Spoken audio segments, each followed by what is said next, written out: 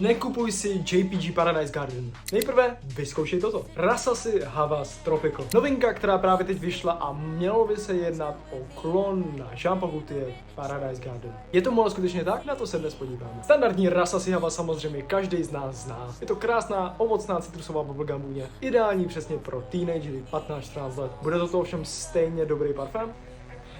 Ten parfém je hodně podobný. Není to 100% kopie. Jdou v tom cítit rozdíly. Popravdě si teď nejsem jistý, co tam je jinýho. Řekl bych, že toto je asi víc ovocný. Ty fíky by v tom měly cítit trošku víc. Ale ta vůně je tak z 95% hodně podobná. A navíc stojí polovinu. Takže dilema. Stojí za to? Ale řekneme si to na rovinu. Pokud máš třeba uší budget, ale chceš vonět jak Paradise Garden, určitě po tomto kousku sáhni. Je to dost věrohodný klon a udělá ti podobnou práci jako Paradise Garden. Pokud ale máš ty peníze, aby si za 18 koupil Paradise Garden, běž spíše do něho. Má lepší projekci, lepší výdrž a celkově ta vůně asi voní trošku líp, je víc kokosová. A navíc je to Jean Paul Gaultier, takže prostě víme. Ale jestli si chceš oba dva tyto kousky vyzkoušet a porovnat, na mysteries.cz najdeš vzorek od tohodle i od Paradise Gardenu. A můžeš si tak sám potvrdit, jestli za to stojí nebo nestojí.